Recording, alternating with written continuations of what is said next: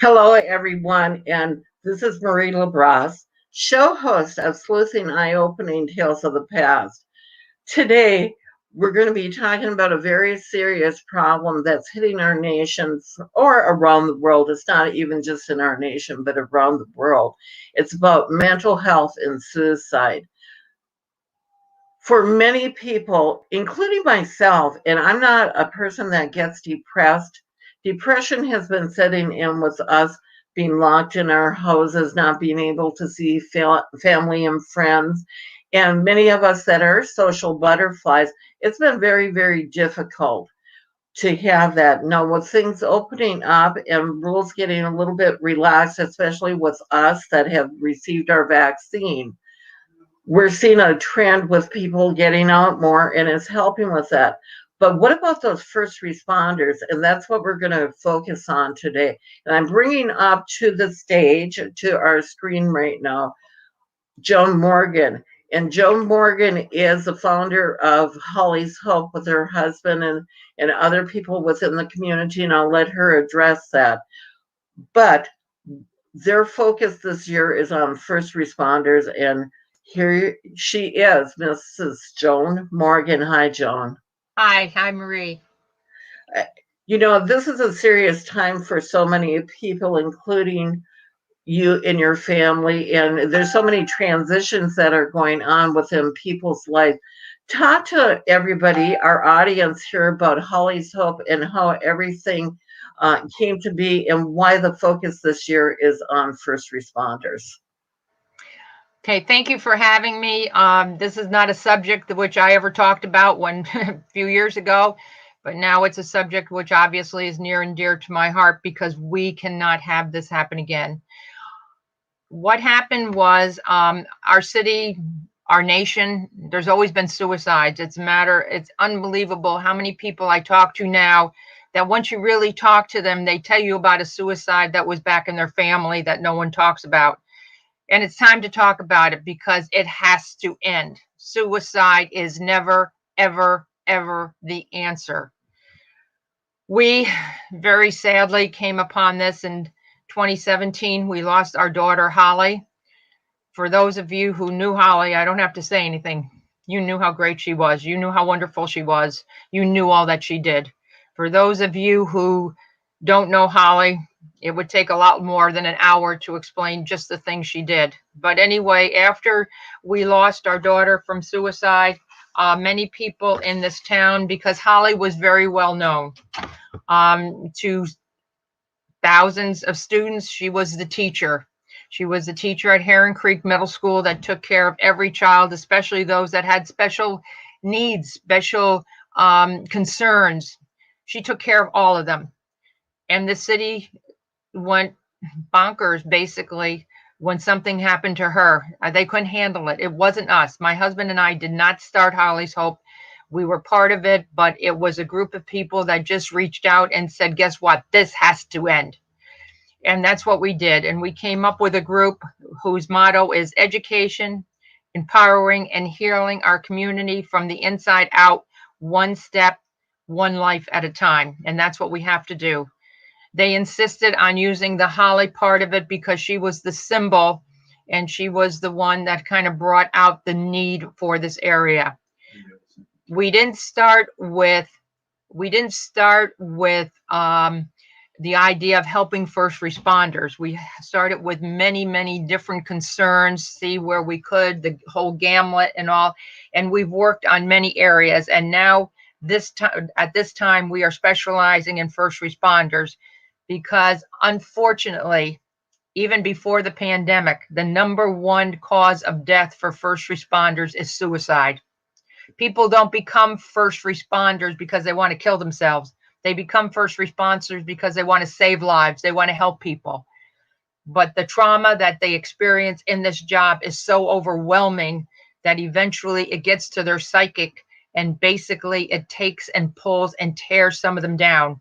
We have to find a way to help them. We have to find a way to build them up. Let me tell you some of the things Holly's Hope has done and some of the things we hope to get back to. We have worked with the veterans. We set up 4 programs with the veterans. We called it Almost Sunrise over a film that was made using and implementing some people in Northport who unfortunately lost people from suicide due to the Army, due to the military.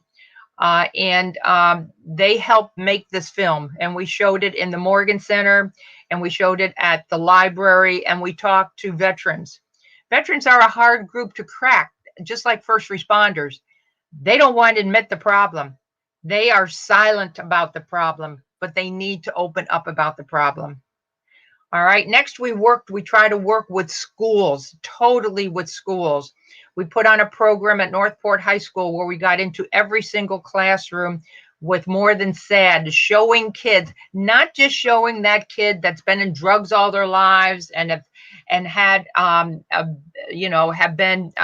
had depression from grade school, but showing kids that had that, plus showing other kids, showing the head of the football team, showing other kids and all the problems that they had and how they contemplated and thought about suicide. And it opened up some of their eyes because they saw for the first time, it was them, it was their group. We got kids in from all schools. We brought them in from Pineview, okay, the most prestigious almost of schools in this area, and down to Punta Gorda, down to the school connected with the college down to Punta Gorda and all. And what did they say? They said that if they don't get 100 likes from strangers on Facebook and other kind of social media day, they don't feel validated. How ridiculous is that? That you need some stranger saying, I like you, that you don't even know, to be validated. We need to do something about this. And basically, we were saying, please stay away from social media. And then when the pandemic came along, guess what? The only thing they had was social media. The only way they had to exchange and talk to people was social media. We realized in our search for what to do, we realized, because we're an older group, so we didn't have this when we were young, bullying. We realized how bad bullying is.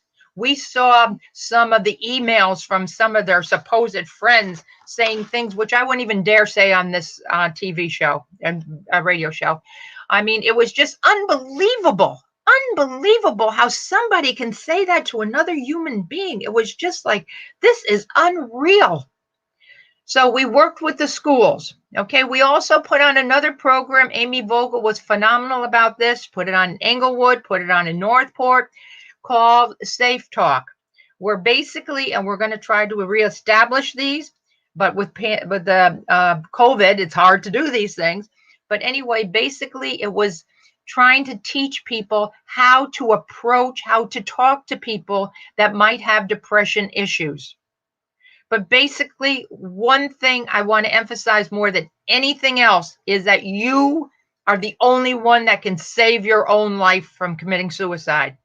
When it comes down to it, everyone else can beg you, everyone else can try to push you in the thing, but you have to call the number. You have to get help. You need to know how important you are.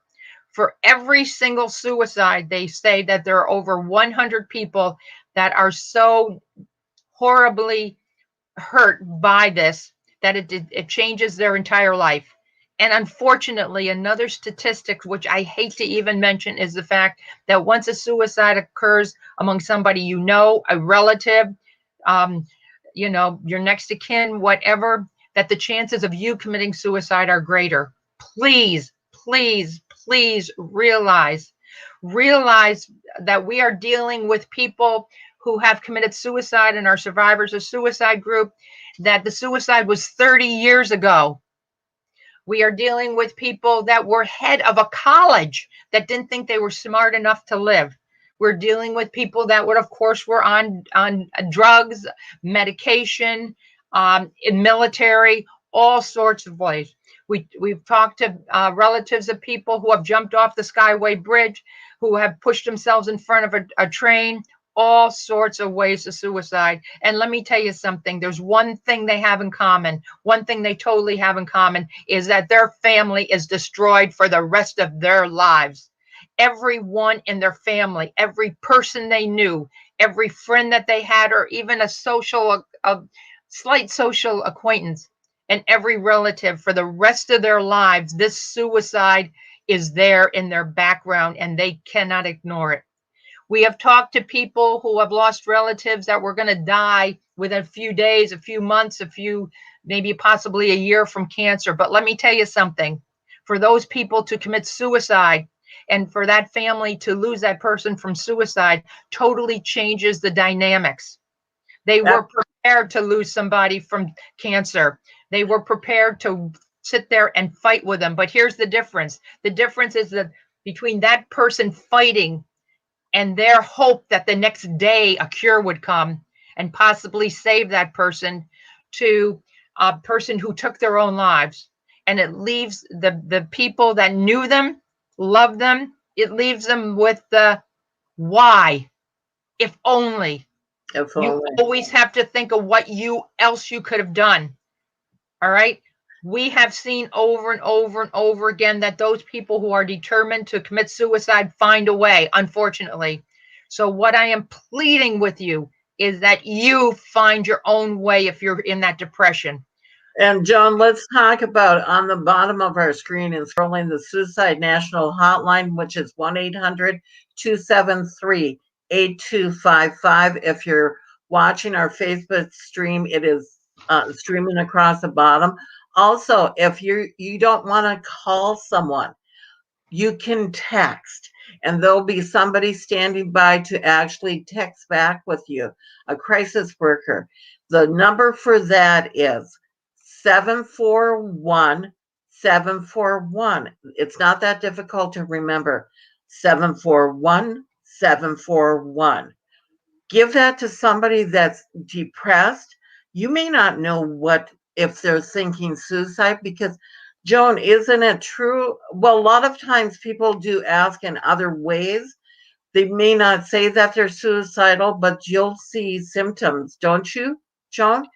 Yes. I mean, it's kind of like sometimes you have to go back and go through it to find those things that you let go by, that you didn't notice, that you didn't realize.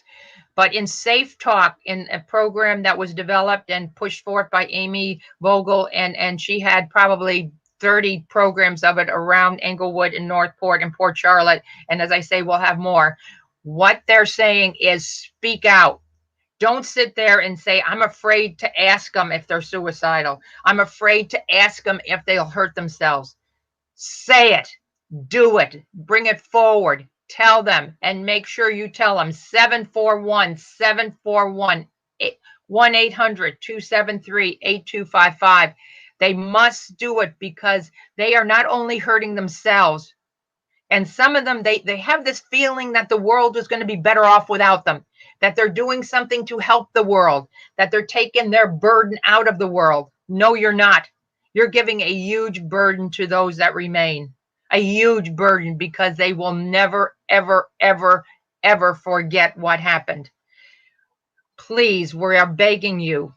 Other things that we did in Port Charlotte, we put on, and at City Hall in Northport, even choices and chances. There was Elizabeth Tracy and her husband worked on this, and basically they used students from Port Charlotte, Punta Gorda, and Lemon Bay High School, and they showed them, and they showed the accident scenes, and they showed them the guilt of being in an accident and maybe somebody getting seriously injured because it was your fault. You were texting, you weren't paying attention, you had an accident, and somebody else is crippled for the rest of their lives, or somebody else dies, and for the rest of their life you have this burden. You need help getting over that burden.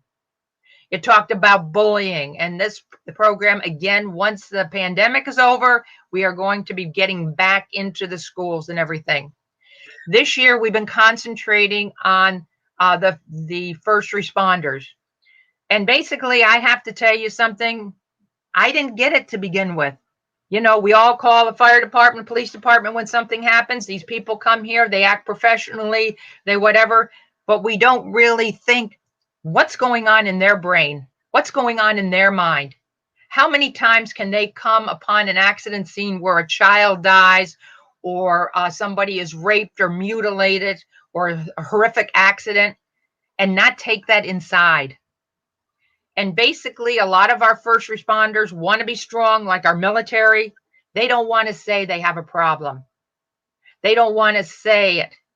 They keep, they don't scream out at their relatives, so we're told. But what they do is they go silent. And they all told us, because we've talked to them, that the silence is harder than anything else. On the screen there, you're seeing a picture of one of the most brave men I know. His name is Tony File. Him and his wife, Lori, have done so much to bring this situation forward. He told us, he has openly said it. It's been in the newspaper. It's been at our meetings. So I'm not speaking out against him or anything. I want to tell you how wonderful he was, how brave he was, how courageous he was, and that he's willing to have his name put to it. But here he was, a fireman of many decades. He did everything he could. It got to him. He started drinking. Most of our first responders, that is a situation that happens once they get into that trouble. They don't know what to do. Their spouses don't know what to do. Their families don't know what to do. When you marry somebody who's going into the military or policeman or a fireman, you don't realize that you're marrying this whole institution. You're marrying into a situation where these people are under such pain and suffering, and they don't know how to speak out about it, so they keep it silent. And guess what? Sadly, most of our fire department, police departments, and that, if the young recruits speak out about it, guess what happens? They're fired. Okay? They're fired. We really need to have more avenues for them to go to, for them to be able to get help, for them to speak out. And that's what we're trying to do. We're trying to do two things. Right now, the two programs that we have going on for first responders in the immediate area is going to be, we wanted to do something fun. If we said, hey, come on down, we're all going to sit here and talk about our feelings, I don't think we'd have that many come. Okay, so we decided, guess what? You got to do something that's going to be fun. So our date night for first responders is going to be to go to the Axe House. All right, and what they're going to do is they're going to go to the Axe House and they're going to have fun. And what we're going to do is you need to sign up, and we want you to sign up. And Northport, you haven't been signing up too fast. We have more people from Sarasota and Punta Gorda than we have from Northport signing up. So here it is. Call 941-232-6335. And that's the Lori File, and her husband are really helping us organize this. And get yourself on the list. It's a date night for you and your spouse. All right. And we want you to come. And you're going to have fun throwing axes. And we are going to have pizza. Boca Lupa is going to be helping us with having pizzas there. We're going to have other refreshments. And we want you to be at our event. It's going to be April the 18th. The Axe House is at 7040 Sumter Crossing in Northport. It's going to be from 6:30 to 8:30, and that's a Sunday night. All right. And we definitely want you to come. We are begging you to sign up. We are asking you to sign up. This is a free event, and we're going to have some giveaways. So come on, there's just nothing not to come.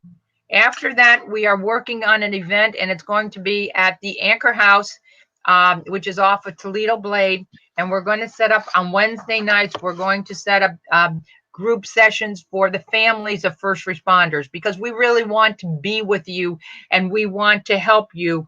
And let me tell you, it's one thing maybe being the first responder. It's a different thing being the spouse or a family member of a first responder. We don't have a flyer for that event yet, but we are going to get one. And that's going to be on Wednesday nights. And we're going to tell everybody about that at the Axe House on the 18th of April. This is a very, very important event to get people out, to get people to start talking.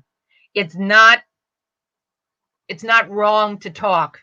It's helpful. It can save your life. You will be a better responder if you understand. Guess what? I am under depression. I am under anxiety. You have to be.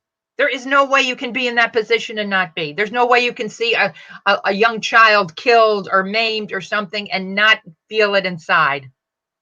Well, Joan, I'm not a person that gets depressed, but with COVID, and let's talk a little bit about Yes. what has happened to the mental health state of people around the world. It's not just a local thing. It's not, all of us are suffering from something. I was at my doctor's on Monday, and she said every person that she is seeing coming in is having a reaction to everything that we go have been going through this past year, the isolation. However, your body reacts in different ways. Now, a lot of us have different personalities. Some of us hold it in and don't show it outwardly, and that's where your depression actually even builds up, and you can see it, or you're crying uncontrollably for no reason at all. But what she's seen is physical things that are happening to people, that some health issues that have creeped up because of this. Your body reacts in different ways to what we're seeing, the stimulus that we're seeing around us. So, what are you seeing, Joan? Because you were, Oh, I mean, you're seeing it all because of Holly's Hope. But first responders are suffering from PTSD. Many of us are suffering from PTSD because we've been locked away with our husbands or our spouses. You're not getting out with your friends like you used to. You're not going to places and interacting with other people. One good thing that I can say is I've been able to actually use what we're using right now. Thank you, StreamYard, for this venue. But it's not the same as seeing people in person, because Joan and I we do a history show about the history of the city of Northport together, and we haven't been able to work on it, but now Joan has no excuses because I have finally got her on StreamYard. yeah, So, you're good. You're good at this. Well, I tell you what we're seeing, okay? And the fact is, my worry is what we're not seeing. yeah, Okay? My big worry is what we're not seeing. We haven't even come to grips with anything. Okay, before COVID, before all this started, all the statistics that we had sadly were that 1/5 of the students in the classrooms were suffering from depression, anxiety, or yes. other mental illnesses. 1/5. If you said that to any teacher, because we've said it to many, and you know what their response was always? Oh, I thought it was more. Okay, that's 1/5. I was a teacher. That means out of every single classroom I had, 5 or 6 kids might be anticipating suicide. In fact, one time when I was running teen court, and I have a letter from this person, one of my students who went there was, I made her go, and I don't even, she won't tell me the name. I got a letter, but not signed, because she says she's never told her mother. But she was going to be committing suicide that night. She had the gun, she had everything ready. And basically, what happened to her, thank God I took her to teen court that night up in Venice. But anyway, with the guards checking her bags and things like that, she started thinking, those guards, those policemen might be at my house tonight, and I can't do this to my mother. Okay. And she was going to commit suicide because basically, I'm going to tell you something, her stepdad was fondling her, and her mother wouldn't believe it. All right. And you want to know how many we have of them? I don't know, but sadly, there are too many to even count. And it's unfortunate. These are the things that might be happening right now, and even worse. And those kids can't speak out. They can't speak out because there's no one to even speak out to. We have a situation where we've got different kinds of people, because politics and the sickness and everything has gotten so diffused that some people, we know some of our best friends that will not come out of their house. I don't know when they're going to come out of their house. I don't know if we'll ever see them again. But they are locked in that house with their groceries delivered, with their prescriptions delivered, and they are not seeing anything but the news on TV, which sometimes is not the best stuff to watch. All right. And that's what they've become. They become hermits. And God help that person who lives alone and is doing that. We need socialization. Animals have become more important. There's been more adoptions at humane societies and things like that, which I'm glad for. But anyway, because people need something to cuddle, to hold, to talk to, even if they're not going to talk back, except a couple wolves. Okay, we need people. Then we have the other people who think that they can do everything and no one can tell them what to do, and they're going out in society without mask and everything else, and they're kind of like belligerent about it, and they're scaring those other people. Okay. And then we have everything in between. We have little kids who, oh, the school system. Oh, it's sad. I mean, we're former teachers, and it's sad. I will tell you from the teacher's point of view, especially the older ones, maybe the younger ones because they're more tech savvy. We can't handle this online. We can't do it. All right. It doesn't work. We have proven one thing, haven't we? That teachers are important, that school is important, that one person on person education is important. Okay. One of the things Holly's Hope with last year, we helped with the alternate graduation. Because let me tell you something. I will tell you, without mentioning names, that some of those students in that graduation class that came to the alternate graduation had suicidal thoughts, because to them, their whole life, their whole social attitude was around their school. Basically, and this is sad, but for a lot of students, not everyone goes to college. Not everyone's going from a high school to a four-year college, which is an even larger, and have 30,000 people around them that they can mingle with and talk to. Not today, they can't, but I mean, in the past they could. All right. A lot of those kids for high school is going to be the biggest social event of their life. They're going to go from being in high school to working in an office with 4 people, 5 people for maybe the next 20 to 30 years. They're going to have a social group, which instead of the 200, 300, 400 people in their high school group is going to go down immediately after graduation to a very few close friends. Okay. And for them, this is the pinnacle of their socialization. And the proms have been gone, and the homecoming's been gone, and the senior night's been gone, and the sports were gone. Okay. And what does that do to them?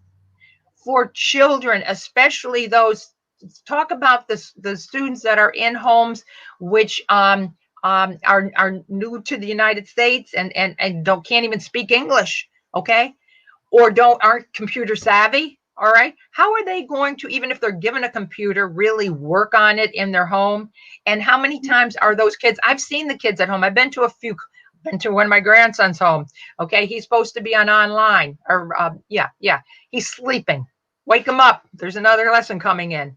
Okay. I've seen kids, and it's funny, but it's not funny, in college. Okay. Where the one was saying, hey, quiet, I'm in a class now, and they're in their swimming pool, and they've got their phone talking to them on the edge of the pool. Okay, this is not education. We have found through the pandemic that education, and we all knew this as teachers, but a lot of people in society did not understand how important the socialization of schools were. All right. And for the teachers who are desperately trying, it's not the teacher's fault. But now all of a sudden, instead of the student's fault that they don't get their work in, it's the teacher's fault. And for the teacher, they've had to almost do a one-on-one with each kid in their classroom. How do you teach a person's phonics? I was never good at that. Okay. How do you teach a person? I can teach in the high school, but let me tell you something, basic math, basic phonics, basic reading. It takes a special person to be able to really do that well. Parents can't do that. When parents decide if they're going to do, oh, I'm going to do my, teach my child at home. Well, that's wonderful. But I used to say, you know what? It took me every moment of the day and night to come up with good lessons for my American history and my law classes. Okay. Let alone the biology, the math, the foreign language, the arts, the music, and all this stuff. There's no way I can be and give those kids at home a lesson which is equal to all of those professionals trying to do it in school. God bless, some have done a wonderful job, that's for sure. But for now, all of a sudden, 100% of the people have to do that. It was awful. We don't. And for the parents, oh my gosh, all of a sudden they have to be a teacher, and they're supposed to do their work, and they're supposed to be sharing computers, and they're supposed to do whatever. And yes, they're home with their spouse, which some of them wanted to be at work because they wanted to be away from their spouse. Okay. And all of this kind of stuff. And it's just put a strain. It's put a strain on grandma and grandpa. I know a lot of grandma and grandpas who haven't seen their newborn grandchild or great-grandchild. Why? Because of pandemic. They said we might not see this child for a year or two. How sad is that? How sad is that? What about child abuse and domestic abuse? If you're locked in a situation with a person that's abusing you, and they are getting even more control over what's going on, or the child that is in a situation where they are not being fed and the only food that they're getting. And, I have to give kudos to the schools where I know here in Charlotte County, the CHAMP program was going, and they were actually taking buses out and delivering food that way to students, because many of these students are on free and reduced lunch on some of the, depending on which schools that they go to. But what do you see, Joan, with the Oh, domestic it's and terrible. the What child you abuse? yeah, what do you see in the food lines? All of a sudden, because God bless the church, Awakening is really doing it now in Northport.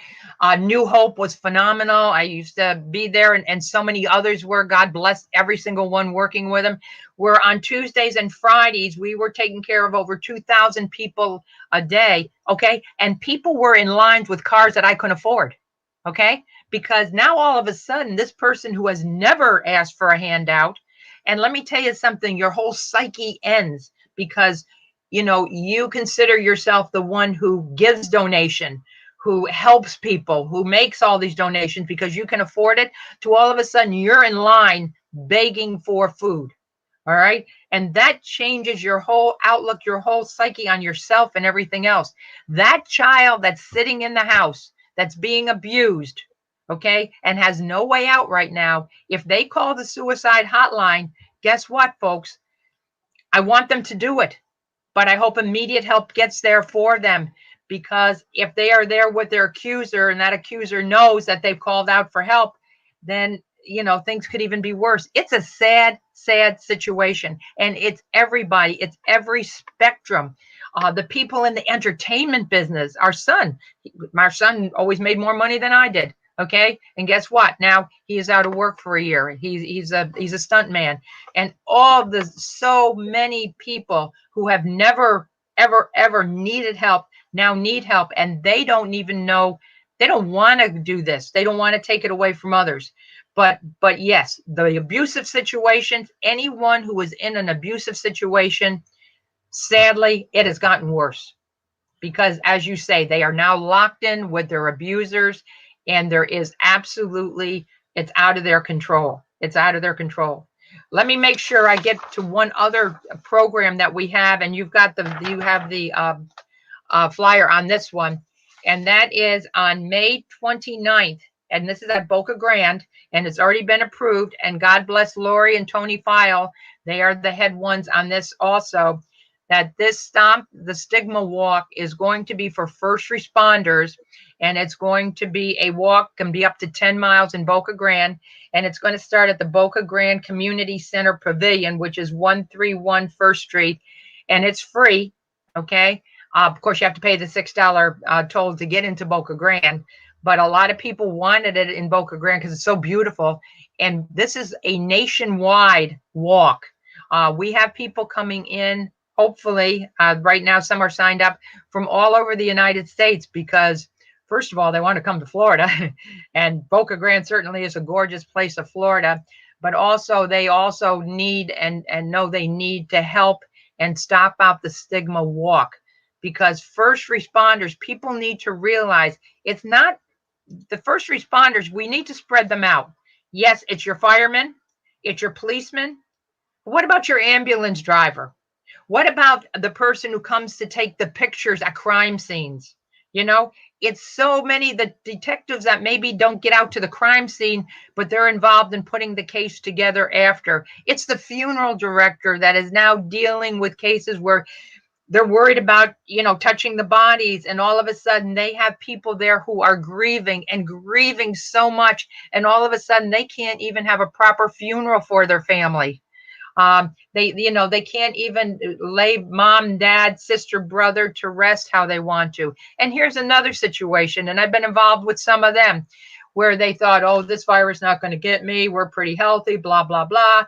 and in Thanksgiving time and whatever, they had still the family reunion, or they had a family get together, and guess what? All of a sudden, COVID hits. All of a sudden, somebody to the party had COVID that they didn't know about.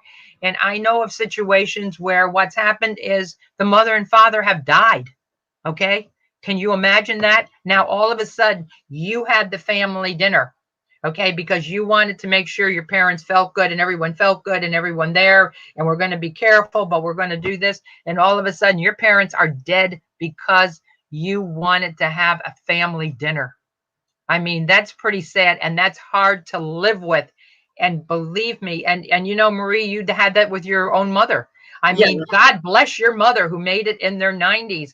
I know a good friend of my father's, he was 103 years old, and this guy was strong. He was up in New York, and I would call him like twice a week, and he would make me tell him the statistics on COVID. I had to study before calling this guy, okay? But he was 103, and guess what? He got it, and guess what? He was dead a few days later. yeah. Okay. God bless your mother. She made it. Some of Yeah, these, my mom made it, but without not side effects. And she got it from a healthcare worker because she lives in her own home. And she's not there right now, but she's in a nursing home. But what happened to her with COVID is because she was able to get the care right away, she was able to get the steroids and the reversed, whatever you say, however you say that. She got it right away. She was sent to a hospital 90 miles away. But the after effects is what's really bad now for her. She can't walk, where before she was using a walker, but she could, I always go to the bathroom on her own and that. Now they have to actually put this device that lifts her up and takes her to the bathroom, that she can go to the bathroom on. Oh, she does go on her own, but um, to be able to get there. And then also her cognitive. My mother used to be really sharp, really, really sharp. You couldn't even say anything, and she'd hear it and have a response to it. And now she's not there anymore. Not that she has dementia, but what she has is the brain fog everybody talks about. So, and she's depressed. My mother is depressed, and she keeps on saying to all of us kids, why am I still alive? Why am I here? No, I've never thought about my mom being, suicidal. And right now, I don't think that she could even get to whatever, but she is at that depressed stage. But why am I here? And I see that even with people that have had failing health, or the COVID people that have survived it, but that are long haulers. And they are not the same people they were going into it, because they do have long hauler symptoms, and some of them, they don't know how long it'll take, if they'll ever be the same.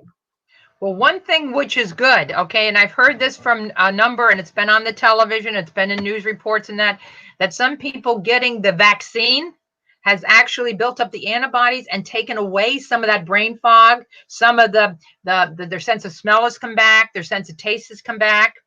Okay, but yes, there have been situations, and this one been in the paper, so I'll tell you this one. The head of Texas Roadhouse, Oh, yeah. because of ringing in the ears, which he couldn't handle afterwards. Okay, here's a man who the first five steakhouses he put up, three of them failed. So he was used to failure. He was used to really hard work. Ended up having 614 in foreign countries. Okay, and guess what? He committed suicide just about a week and a half ago. All right, because of the side effects of COVID. All right. If you get the vaccine, some of them are going away. And hopefully, please, if you have those side effects, please listen. Every scientist in the world is working on trying to get rid of those side effects and trying to do things. What information you have today is going to be different tomorrow. What information we got about this, that, and the other thing 3 weeks ago, 4 weeks ago, is totally different today. This is thing that's evolving ahead, right around us. No one had the answers. Everyone can sit there and point to some politician or whatever that said something stupid 6 months ago. That's what they believed 6 months ago. That's what they were told by the experts 6 months ago. But this thing has changed. Their ideas of how to balance it and everything else have changed. So please get the vaccine. Please realize if you've had COVID and you get the vaccine, you might have a chance of some of those situations changing and making some of those side effects better. But anyway, back to suicide. Let me tell you something, folks. We are in a real struggle. We have to be here for each other. Every single person that you see that is in depression or anxiety or whatever, and our senior citizens, they feel so lost. They feel they're so alone, and especially not being able to see anybody. The young kids that need socialization so much. Tell me, how do we make a little baby into a really understanding, concerned, wonderful person? It's by talking to them. It's by being with them. It's by showing them example and all this stuff. And a lot of that stuff is being lost temporarily. We hope to get our society back together. But right now, we are working. Holly's Hope, please come to our meetings. They are on the first Tuesday of every month, 6 o'clock at the Morgan Center. Now, another thing that we do have, and we are definitely encouraging you to come to if you need it, we have a suicide group.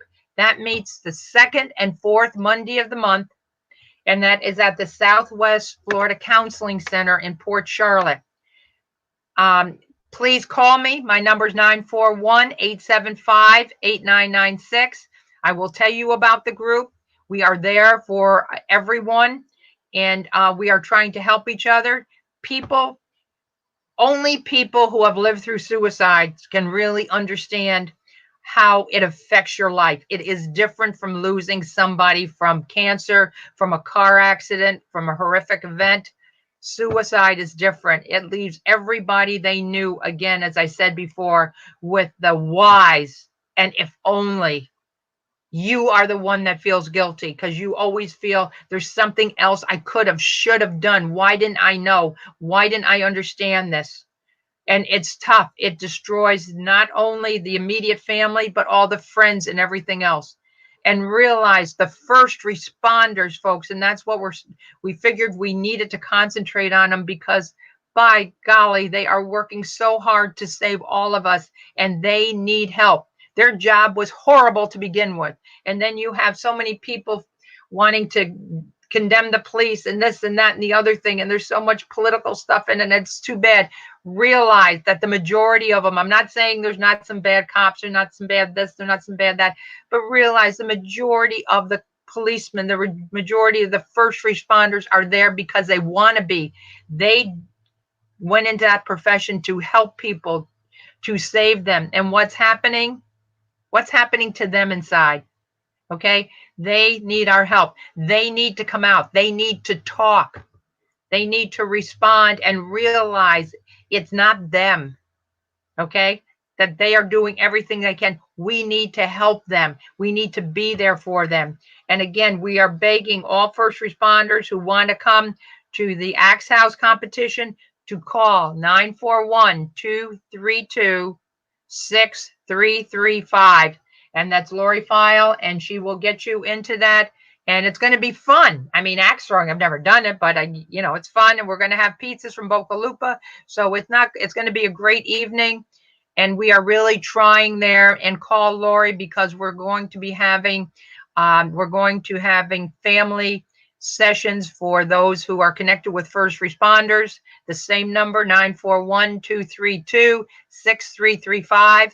And we are going to be having meetings on Wednesday evenings. We're there to help you. We have the Survivors of Suicide group for those of you who unfortunately have been through a suicide for a member, that somebody you know, a family member, a friend. We have people that come to the Survivors of Suicide group that didn't even know the name of the person that died. They found them. But guess what that does to them inside? The trauma. Okay. And we have some people that have come to Survivors of Suicide group that never even knew the name of the person that they found that killed themselves. And please, kids, we have so many more kids contemplating suicide, cutting themselves and things like that. Realize you have just begun your life. There is so much more out there. Don't take today and think that's all there is. Okay. Realize that there is a future. You can make it a bright future. Okay? Please make it through this pandemic somehow. Please, hopefully, I pray that we are getting close to the end of this and society can start opening up again. I'm hoping that we can have football games with more people and basketball games and not just cardboard cutouts, that real people can be to these games. And I pray that the schools will be totally open for those teachers that have tried so hard, and for those students. Many students have tried so hard. And what are they saying on the TV? Well, parents, you can have your kids take that year over. What kid wants to take the year over? Okay? I mean, this is really a lot of hardships on everybody. Absolutely. Joan, let's talk a little bit about the events coming up again, because I want people to realize how you go in and sign up. Not only that, how about if you throw an axe out of aggravation?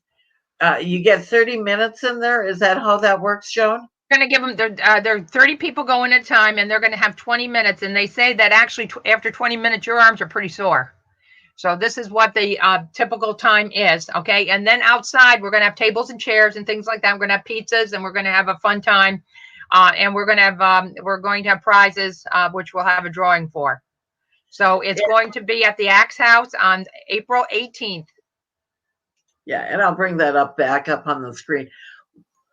What made you pick axe throwing? Because here's the thing too, and I'm just trying to add a little of lightness into all of this because it's so serious. When you're thinking about axe throwing and throwing an axe, it's actually good exercise and getting to do that. And if people are thinking about suicide, they're not actually thinking about killing you with the axe, right? Right. Well, I'll tell you what we did. We talked about a lot of things, but then we thought that, you know what, you can't, you got to bring them out. Okay. You got to draw them out. You got to bring something that they'd like. So, we're talking about they're competitive type people, obviously, a lot of A personalities, really strong people. So we wanted to bring something that maybe they haven't done, because 99% of the people in Northport even haven't been to the Axe House. So we wanted to come up with something that they would enjoy, something that would be different. When you think of, let's go to the Axe House as a date night, that's kind of funny. But anyway, we wanted to make it a kind of like a fun event where they could, like challenge each other and have something to talk about. And then hopefully realize that, we're there for them. And, this is not going to be our only event. This is going to be our first event in trying this. And we want to bring them out, and we want people to talk, because those who have opened up to us, and we've had people from Northport Police Department, Fire Department, from Port Charlotte's, from Punta Gordas. And let me tell you something, it's the same story. It's the silence. It's the fear. Okay. It's the uncertainty. It's the depression that we feel as individuals. Well, they have, it's even harder for some of them. And so we need to be there to help them. These people need help. Can you imagine those that are guarding the prisons right now all over the United States, and being in with prisoners, a lot of which might have COVID, whatever, or at one point probably did, and all this stuff, and being in there, and you're under all the same situations you had in the past, but these prisoners cannot even see anybody. For them, that was the only way of maybe bringing them back to society, making them something to listen to, worthwhile, serving their time and getting back in society. But if they can't have their visitors, oh my, I don't care what aspect of life that you're in, you have been affected by COVID. Absolutely. Joan, no, I, as a person, because I just had both of my vaccines, I started going out. Now I've gone to one event so far, and everybody's masked up. For these events, what are you looking at? Because running, hopefully, they can run without a mask on, but I don't know. I mean, looking at the acts, if you're indoors, how are you guys handling these? We'll have to go with the rules that they have, and that's going to be the Axe House rules. And I believe that indoors are going to have to be wearing masks while they're throwing the axes. We